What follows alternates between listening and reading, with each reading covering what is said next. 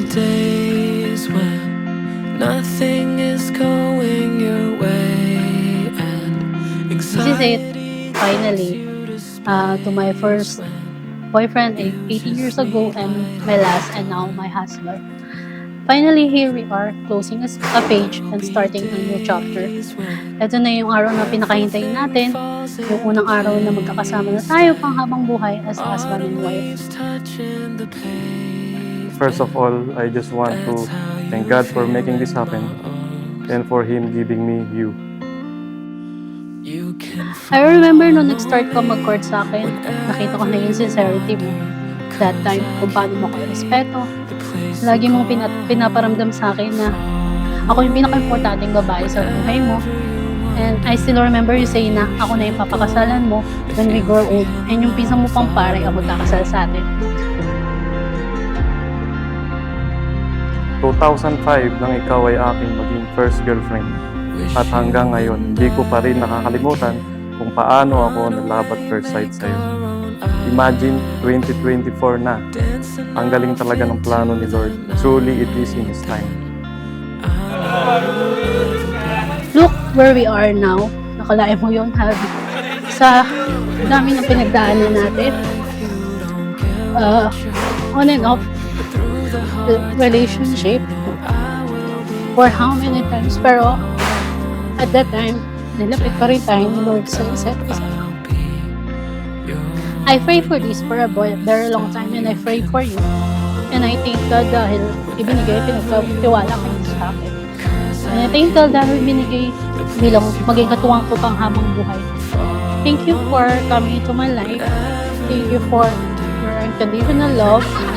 Thank you for your sacrifices. And for staying with me to start and build our future family. I promise to be the best version of myself and be the wife of your dreams and a good and loving mother to our future children. I love you so much and I'll be by your side no matter what. Cheers to forever and let's grow old together.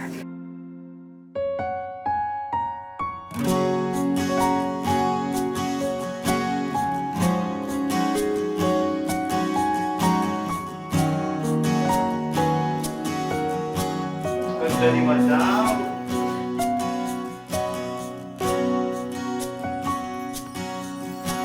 Hawakan mo ang kamay ko nang napakahigpit.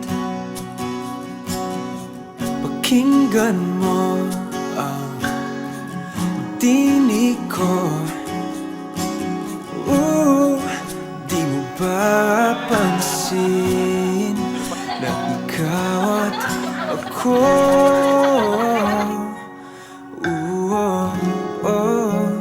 Tayo'y pinagtagpo.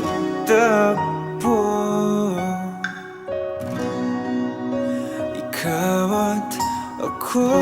Thank you for your patience, for waiting for me.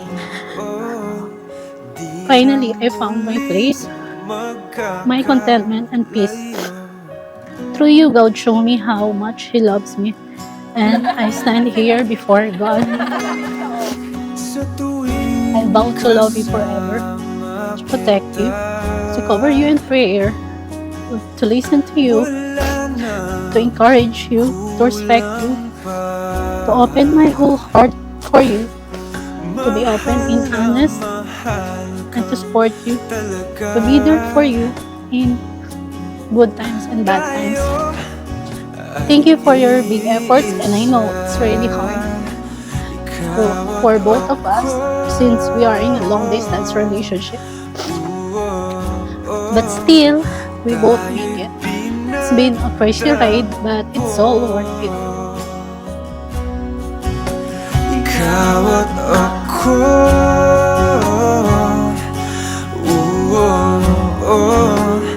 Di na muling magkakalayo.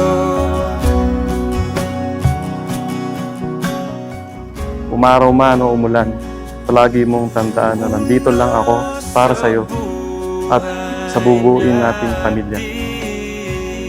I'm very excited to see more of our future together. Enjoy lang natin tong life journey na to. I promise to love you, respect you, take care of you for the rest of my life. I love you, Paula. Ikaw at ikaw lang. Noon, ngayon, at bukas. Bituin, ikaw at ako.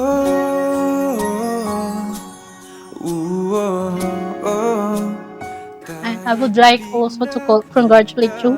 Congrats, you're gonna be a dad na. Above all the things that happened today, this is the most precious gift that God gave us on this special day. I love you. Love you, you're right.